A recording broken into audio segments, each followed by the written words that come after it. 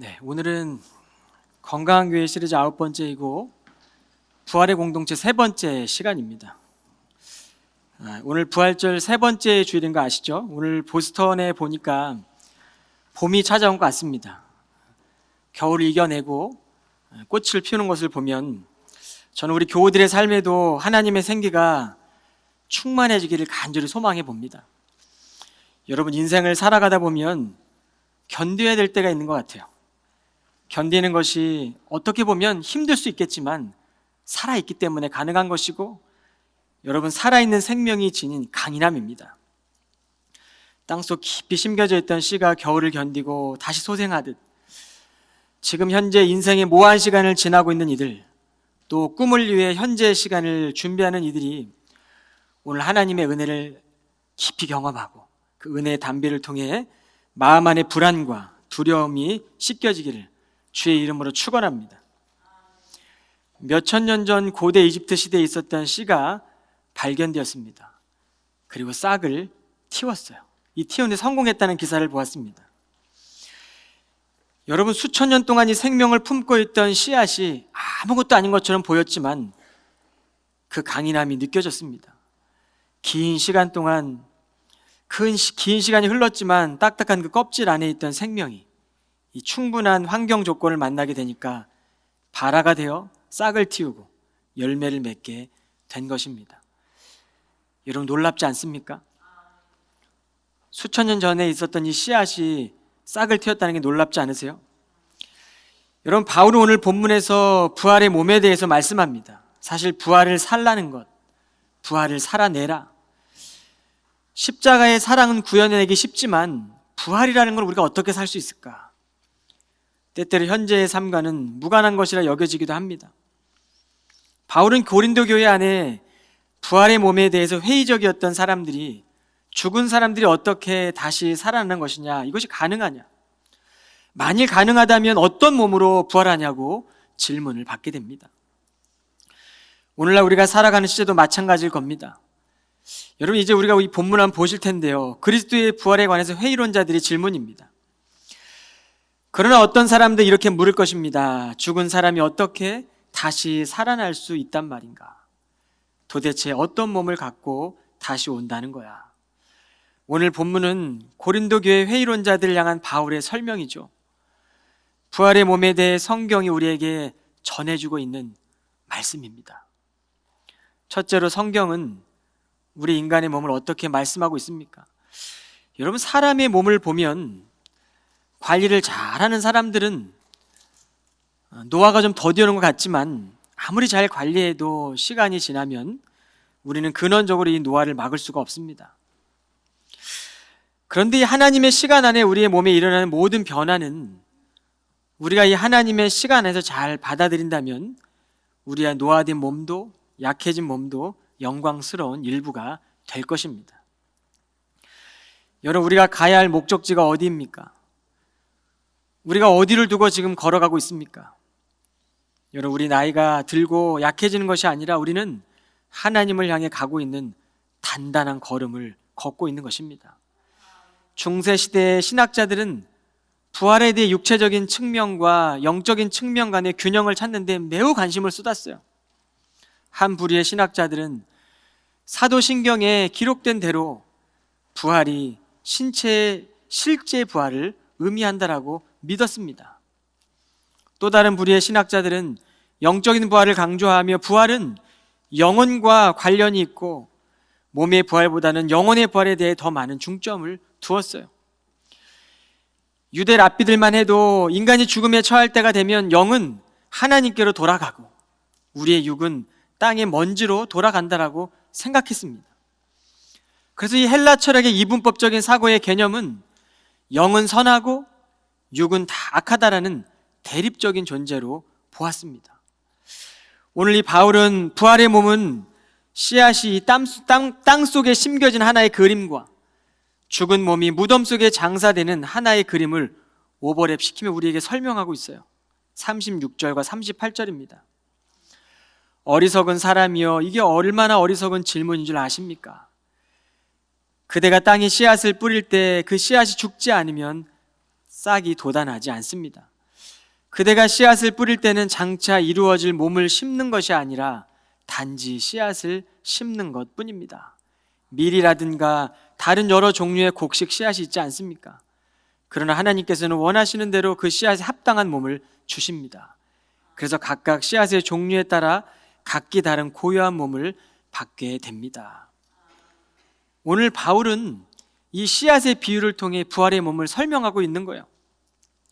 땅속에 심긴 씨앗이 정말 작고 아무것도 아닌 것처럼 보이지만 새로운 형태로 변화되어 그 씨앗의 껍질을 찢고 새로운 생명을 밀어내듯이 썩을 몸이 썩지 아니할 새로운 몸을 입는다라고 오늘 바울은 설명하고 있는 거죠.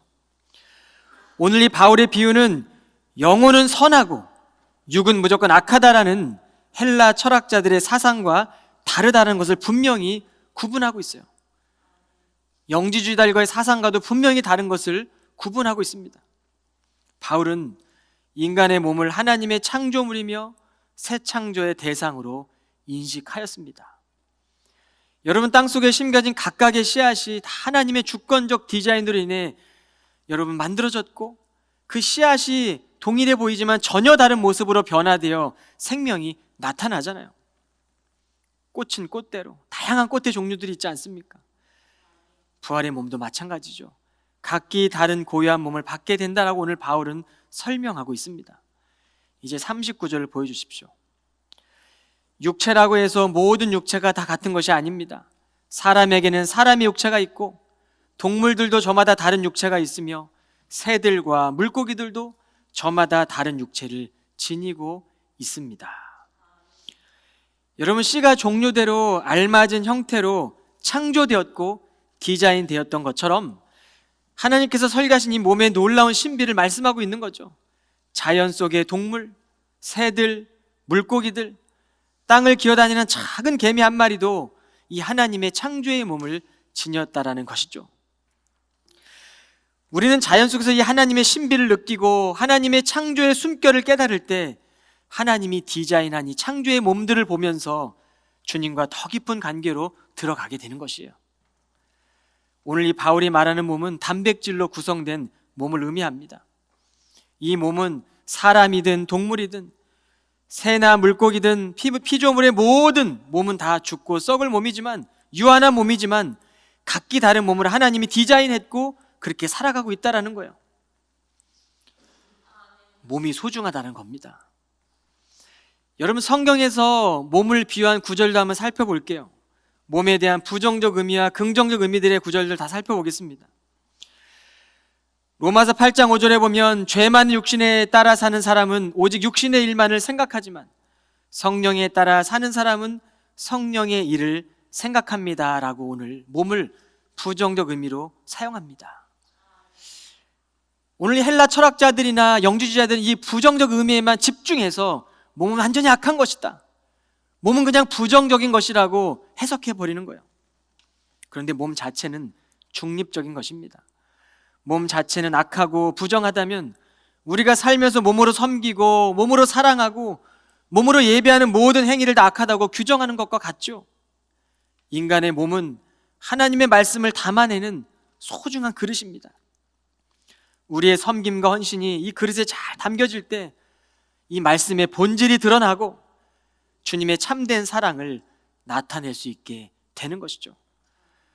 바울은 인간을 구성하는 몸과 영혼을 이분법적으로 나누지 않았어요. 몸은 전인격적인 통합을 지칭하기 때문에 사실 몸과 영혼은 구분하는 것이 불가능합니다.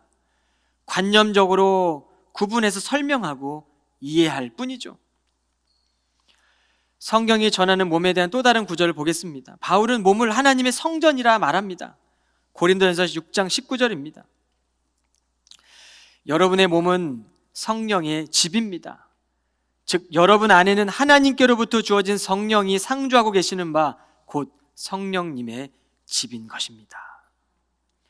여러분, 또 바울은 이 몸의 약함을 표현하기도 합니다. 갈라디아서 4장 13절이죠. 여러분도 잘 아시다시피 내가 처음으로 여러분에게 복음을 전하게 된 것은 내 육체의 병, 내 몸의 병이 계기가 되었습니다. 로마서 12장 1절은 우리의 몸을 하나님의 기쁨을 위해 살라라고 말씀하고 있어요.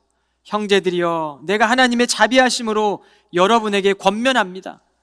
모쪼록 여러분의 몸을 하나님께서 기뻐하며 받으실 거룩한 산 제물로 바치십시오. 고린도전서 15장 44 오늘 본문의 말씀도 비록 비천한 몸으로 묻히지만 장차 영광 가운데 다시 살아납니다. 몸의 부활을 말씀하고 있는 거예요. 연약한 몸으로 묻히지만 강건한 몸으로 다시 살아납니다. 그러므로 성도는 주 안에서 그리스도 형상을 닮아가는 연습을 할 때마다 우리의 몸에 하나님의 형상을 통해, 우리의 몸을 통해 하나님의 형상이 드러나게 되는 거죠. 죄의 욕망을 따라 살아가면 우리의 몸은 불의의 도구가 될 것이고 성령을 거슬러 살아가게 될 것입니다.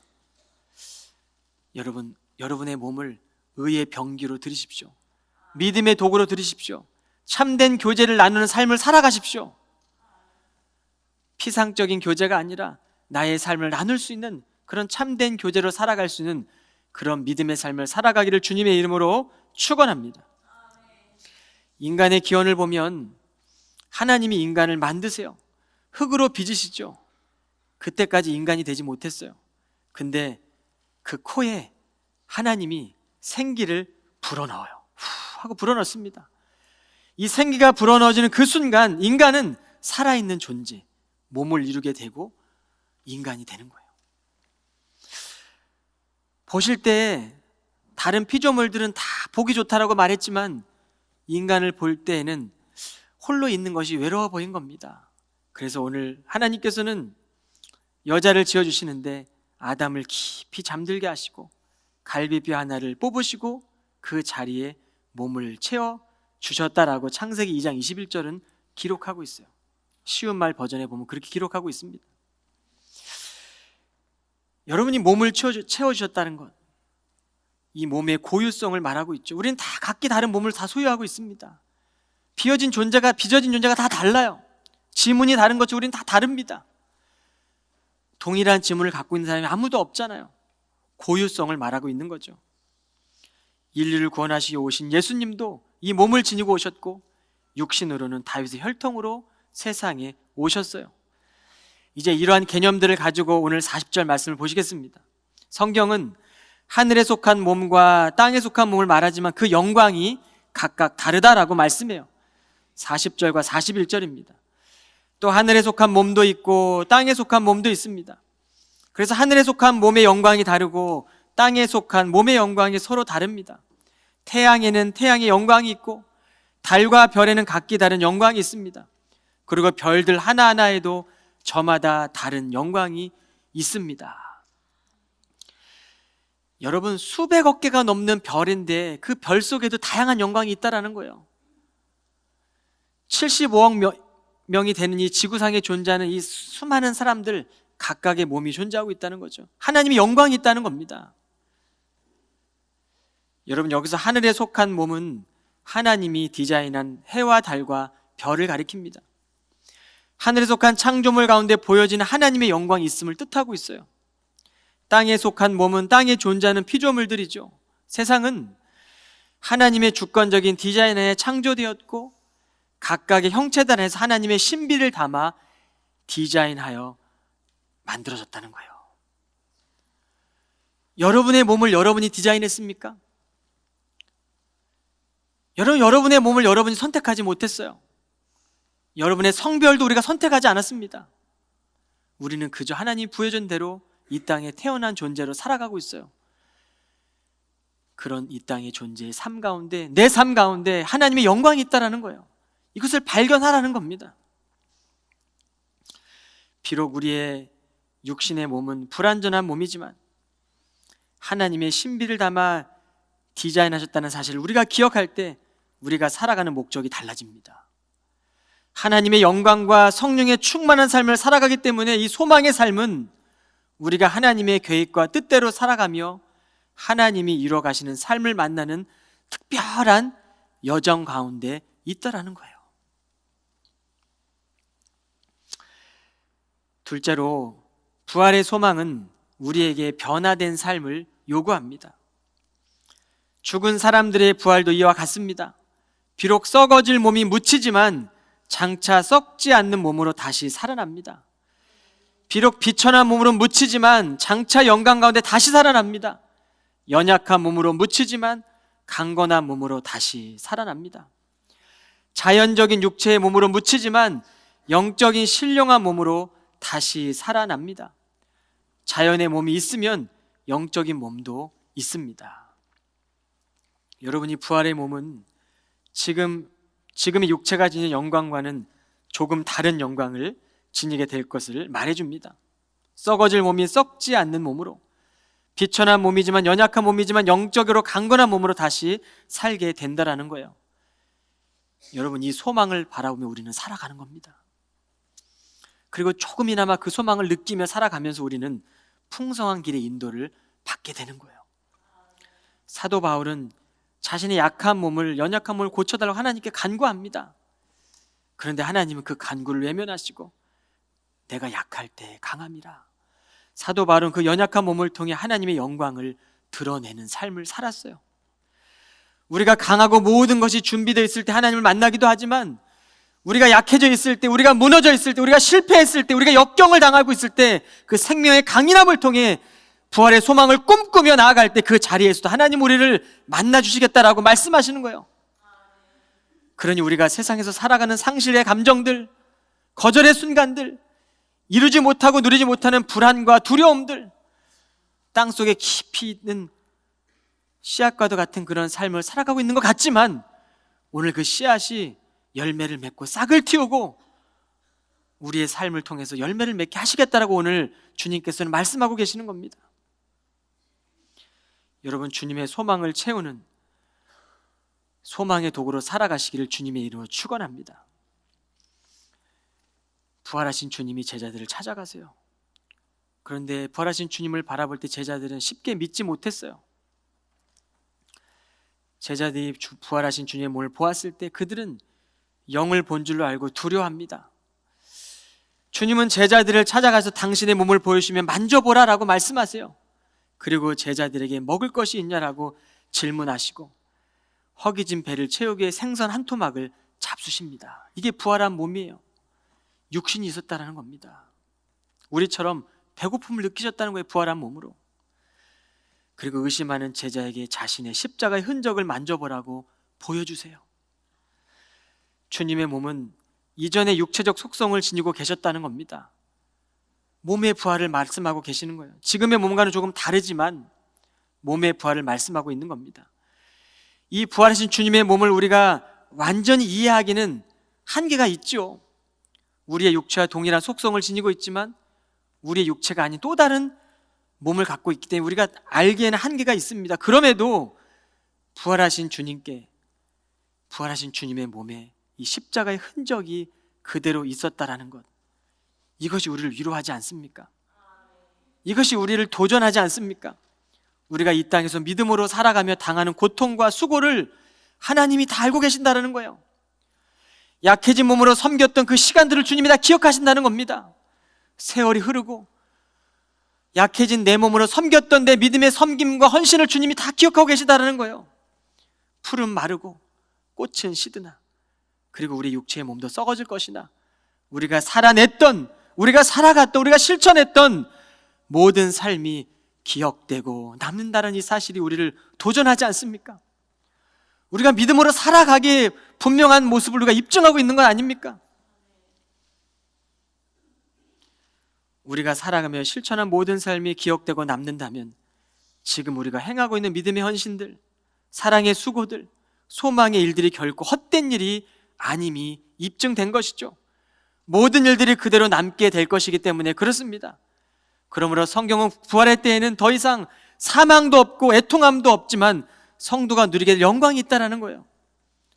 하늘의 영광이 우리의 몸에 새겨질 것이고 그때 우리에게는 사망도 애통함도 눈물도 없을 거라고 말씀합니다. 계시록 21장 4절에 보면 하나님께서 그들의 눈에서 모든 눈물을 몸소 닦아주실 것이니, 여러분, 믿음 생활하면 우리가 얼마나 많이 울게 됩니까? 얼마나 많이 애통합니까? 그러나 주님께서는 우리가 흘렸던 눈물들을 몸소 닦아주신대요. 하나님이 예수님을 이 땅에 보내신 목적은 이 부활의 소망을 살아가게 하기 위해서 그를 죽이시고 그를 묻히시게 하시고 십자가에서 완전히 죽었던 예수님을 부활하시고 승천하게 하심으로 지금도 살아서 역사하시는 주님을 강렬하게 느끼도록 주님께서 우리 가운데 역사하고 계십니다. 이 출발점으로 다시 돌아와 우리는 오늘 주님이 올라가셨던 갈릴리, 그 주님의 승천을 바라봤던 갈릴리에 있던 그 제자들처럼 우리는 살아가야 될 겁니다. 육신의 한계를 넘어 믿음으로 살며 씨를 뿌리는 성도들은 반드시 기쁨으로 열매를 거두는 날이 올 것입니다. 45절로 46절을 보시길 바랍니다. 성경에 기록된 대로 첫사람 아담은 살아있는 존재가 되었다라고 했지만 마지막 아담인 그리스도는 생명을 주시는 영이 되셨습니다. 그러나 영적인 것이 먼저 온 것이 아니라 자연적인 것이 먼저 왔고 그 후에 영적인 것이 옵니다. 여러분이 태초부터 시작된 하나님의 이 종말까지 일어나는 하나님의 시간은 창조한 모든 것들은 본래의 것으로 돌아가는 것이 아니에요. 창조의 시간 다시 돌아가는 것이 아니라 이 새 창조를 통하여 오늘 이 창조의 질서에 따라 파종기와 추수기가 있는 것처럼 부활의 추수 때가 있음을 나타내고 있어요. 바울은 그런 의미에서 먼저는 자연적인 것이 먼저 왔고 육 있는 자가 살아가다가 그리스도를 믿는 자들이 이제 입게 될 하나님의 영광은 영적인 몸이고 부활의 몸을 입게 될 것을 암시하고 있는 겁니다.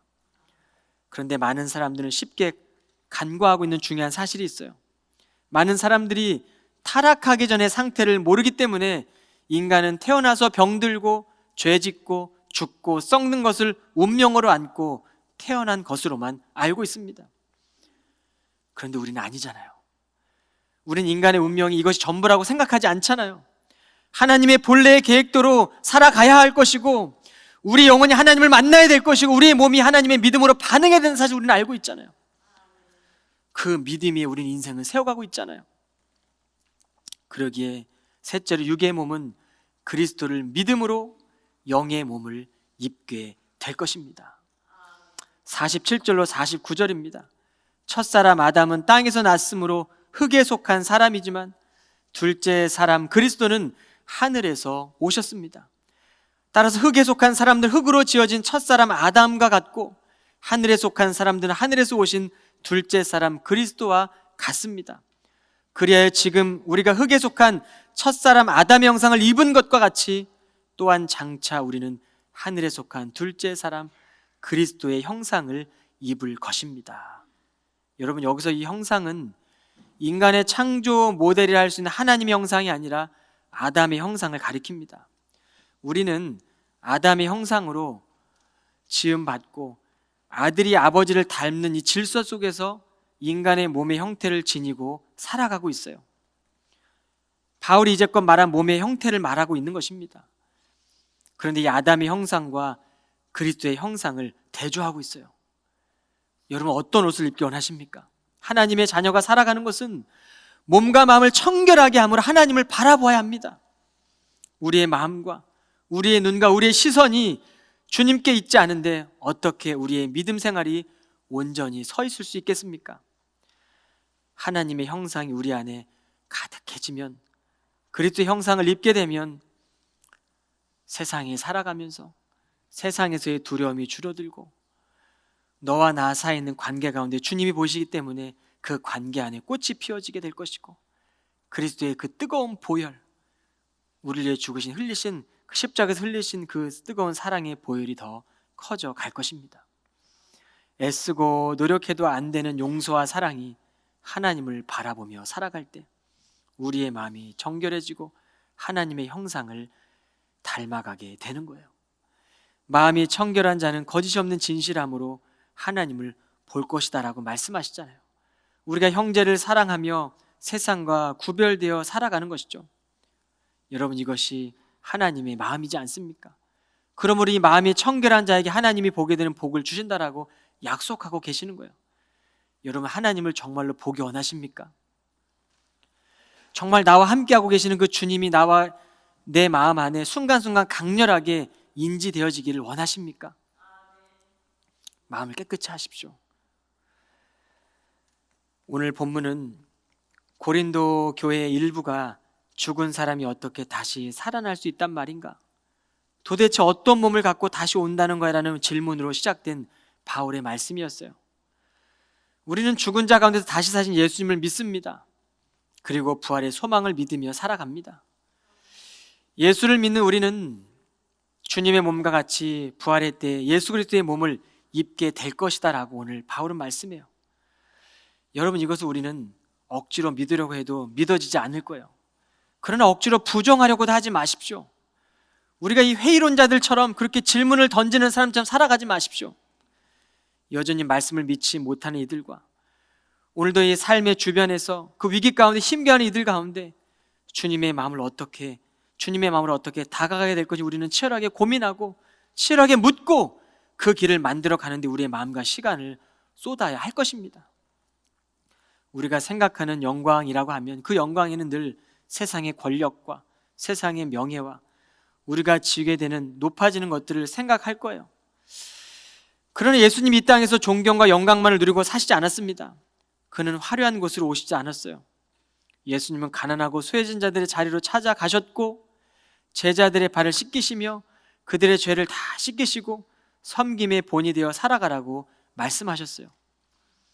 좋은 집에서 복음 전하지 않으셨고 예수님께서 걸어가시는 모든 땅이 바로 복음의 땅이 되었습니다. 여러분, 우리는 부활의 의미를 바로 알아야 돼요. 고통 없이 죽음 없이 강인함이란 존재하지 않습니다. 희생과 섬김 없이 하나님의 능력은 우리를 통해 드러나지 않아요.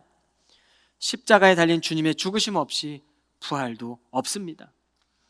주님이 이루신 영광의 일들을 믿는다면 부활의 일들을 다 알 수 없어도 우리는 하나님을 보고 인식하고 섬김과 순종의 자리로 나아가 우리는 하나님의 영광을 비춰야 될 것입니다. 여러분, 몸의 부활은요, 우리의 삶의 방식을 변화시킬 것이고 삶의 태도를 분명하게 해줍니다. 성도는 현실에만 안주해서 적당히 믿고 적당히 거두는 삶이 아닙니다. 여러분, 성경 속의 인물들만 보아도 모든 인간은 흙으로 돌아가는 인생에서 예수님의 형체를 입게 되어지므로 흙의 비참함을 벗게 되었어요.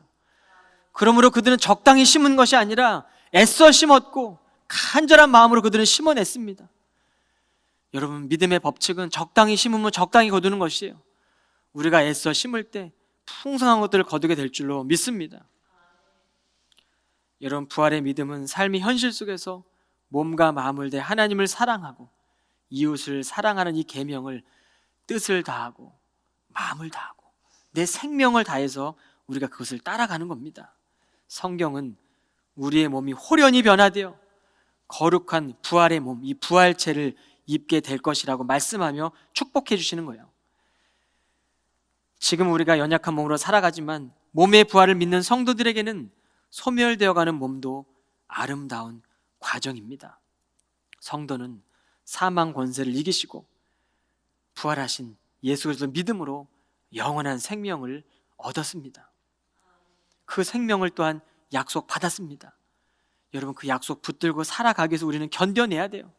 그 약속 붙들고 살아내기 우리는 인내해야 합니다.